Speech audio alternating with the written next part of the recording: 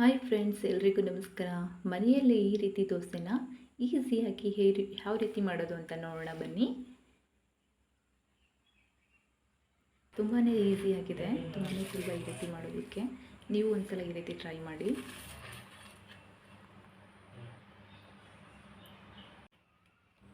ಮೊದಲಿಗೆ ನಾನಿಲ್ಲಿ ಒಂದು ಪಾತ್ರೆ ತೊಗೊಂಡಿದ್ದೀನಿ.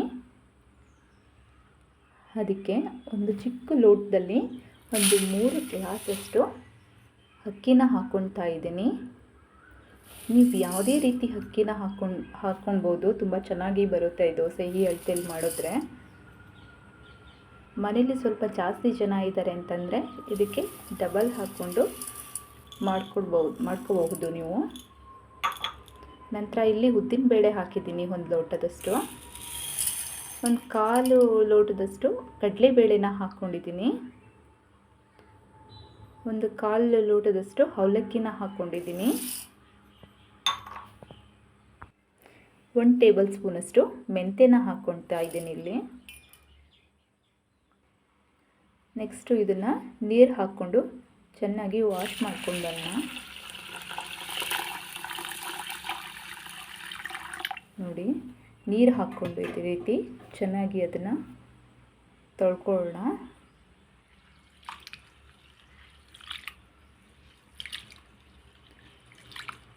ನೋಡಿ, ಇದನ್ನು ಚೆನ್ನಾಗಿ ತೊಳೆದು ಮತ್ತೆ ಇದಕ್ಕೆ ಬೇರೆ ನೀರನ್ನು ಹಾಕೋಣ ನೆನೆಸೋದಕ್ಕೆ ಅಂತ. ನೋಡಿ, ನೀರು ಹಾಕಿ ಇದನ್ನು ಮಿನಿಮಮ್ ಅಂದರೆ ಒಂದು 6 ಅವರ್ಸ್ ಆದರೂ ನೆನೆಯಬೇಕಾಗುತ್ತೆ. ಇದು ನೆನೆಯೋಕ್ಕಿಡೋಣ. ಇದಕ್ಕೆ ಒಂದು ಪ್ಲೇಟ್ ಮುಚ್ಚಿ ಓವರ್ ನೈಟ್ ನೆನೆಯೋದಕ್ಕೆ ಇಟ್ಟಿರ್ತೀನಿ. ನೋಡಿ, ಈಗ ಓವರ್ ನೈಟ್ ನೆಂದಿದೆ. ಕಡಲೆಬೇಳೆ ಉದ್ದಿನಬೇಳೆ ಎಲ್ಲ ಚೆನ್ನಾಗಿ ನೆಂದಿದೆ. ಇವಾಗ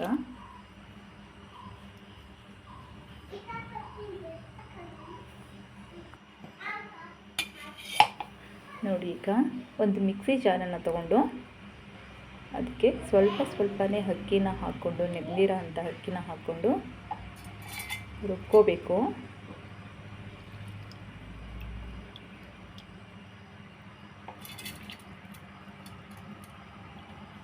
ಇದನ್ನು ಸ್ವಲ್ಪ ನುಣ್ಣಗೆ ರುಬ್ಬಬೇಕು. ದೋಸೆ ನುಣ್ಣಗೆ ರುಬ್ಬಿದ್ರೇ ತುಂಬ ಚೆನ್ನಾಗಿ ಬರುತ್ತೆ. ನೋಡಿ, ಇಲ್ಲಿ ಈ ರೀತಿ ರುಬ್ಕೊಂಡಿದ್ದೀನಿ ನಾನು. ಇನ್ನೊಂದು ಸ್ವಲ್ಪ ಇದೆ, ಅದನ್ನು ಸ್ವಲ್ಪ ರುಬ್ಕೊಂಡು ಬರೋಣ ಸಾಫ್ಟಾಗಿ.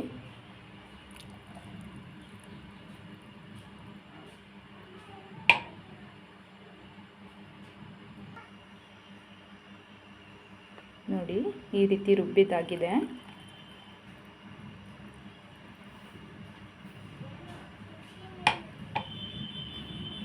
ಎಲ್ಲದನ್ನು ಕ್ಲೀನಾಗಿ ರುಬ್ಬಿದ್ದಾಗಿದೆ.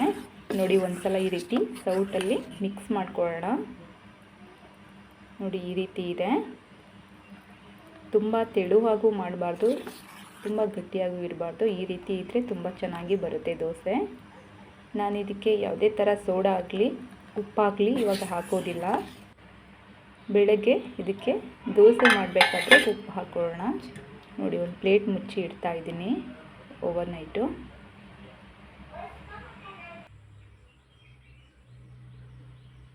ನೋಡಿ, ಓವರ್ ನೈಟ್ ಇಟ್ಟಿದ್ದೆ, ಈ ರೀತಿ ಬಂದಿದೆ ಹಿಟ್ಟು. ನೋಡಿ, ಇದನ್ನು ಒಂದು ಸಲ ಮಿಕ್ಸ್ ಮಾಡ್ಕೊತೀನಿ. ತುಂಬ ಸಾಫ್ಟಾಗಿ ಮಿಕ್ಸ್ ಮಾಡ್ಕೊತೀನಿ. ನೋಡಿ, ಇವಾಗ ತವಾನ ಬಿಸಿ ಮಾಡೋಕ್ಕೆ ಇಟ್ಕೊಂಡಿದ್ದೀನಿ. ನೋಡಿ, ದೋಸೆ ತವ ಬಿಸಿಯಾಗಿದೆ. ದೋಸೆ ಹಾಕ್ತಾ ಇದ್ದೀನಿ. ನೀವು ಈ ದೋಸೆ ಹಿಟ್ಟನ್ನು ಯಾವ ಶೇಪ್ ಬೇಕಾದರೂ ಹಾಕೋಬೋದು. ಸೆಟ್ ದೋಸೆನಾದರೂ ಮಾಡಬಹುದು ಅಥವಾ ಮಸಾಲ ದೋಸೆನಾದರೂ ಮಾಡಬಹುದು. ಈ ಹಿಟ್ಟಲ್ಲಿ ಯಾವುದೇ ರೀತಿ ದೋಸೆ ಮಾಡಿದ್ರೂ ತುಂಬ ಚೆನ್ನಾಗಿ ಬರುತ್ತೆ. ಟೇಸ್ಟು ಸಹ ತುಂಬಾ ಚೆನ್ನಾಗಿರುತ್ತೆ. ಸ್ವಲ್ಪ ಆಯಿಲ್ ಹಾಕ್ತಾಯಿದ್ದೀನಿ, ಅಥವಾ ತುಪ್ಪನಾದರೂ ಹಾಕ್ಕೊಬೋದು.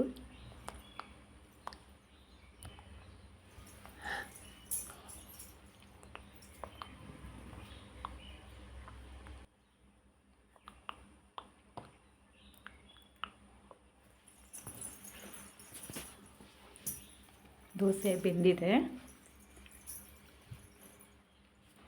ಇನ್ನೊಂದು ದೋಸೆ ಹಾಕ್ತಾಯಿದ್ದೀನಿ. ಇದ್ರ ಮೇಲೂ ಸಹ ಸ್ವಲ್ಪ ಆಯಿಲ್ನ ಹಾಕ್ಕೊಳ್ತಾ ಇದ್ದೀನಿ. ನೋಡಿ, ಈ ರೀತಿ ಹಾಕ್ಕೊಂಡು ದೋಸೆ ಬೆಂದಿದೆ. ಸಿಂಪಲ್ ಆಗಿ ತೆಗಿತಾ ಇದ್ದೀನಿ. ನೋಡಿ, ದೋಸೆ ಈ ರೀತಿ ರೆಡಿಯಾಗಿದೆ. ಯಾರಿಗಾದ್ರೂ ದೋಸೆ ಮಾಡೋದಕ್ಕೆ ಬರಲ್ಲ ಅಂತ ಹೇಳಿದ್ರೆ ಈ ರೀತಿ ಹೇಳ್ತೀನಿ, ಸಿಂಪಲ್ಲಾಗಿ ಮನೇಲಿ ದೋಸೆನ ಮಾಡಿ ನೋಡಿ. ತುಂಬಾ ಚೆನ್ನಾಗಿರುತ್ತೆ, ತುಂಬಾ ಟೇಸ್ಟಿಯಾಗಿ ಇರುತ್ತೆ. ಇದಕ್ಕೆ ತೆಂಗಿನಕಾಯಿ ಚಟ್ನಿ ಒಳ್ಳೆ ಕಾಂಬಿನೇಷನ್ ಅಂತಲೇ ಹೇಳ್ಬೋದು. ನೋಡಿ, ತುಂಬಾ ಸಾಫ್ಟಾಗಿದೆ, ಅಷ್ಟೇ ಟೇಸ್ಟಿಯಾಗೂ ಇರುತ್ತೆ. ಓಕೆ, ಈ ನನ್ನ ರೆಸಿಪಿ ನಿಮಗೆ ಇಷ್ಟ ಆಗಿದ್ದಲ್ಲಿ ದಯವಿಟ್ಟು ಸಬ್ಸ್ಕ್ರೈಬ್ ಮಾಡಿ, ಲೈಕ್ ಮಾಡಿ, ಶೇರ್ ಮಾಡಿ. Thank you for watching.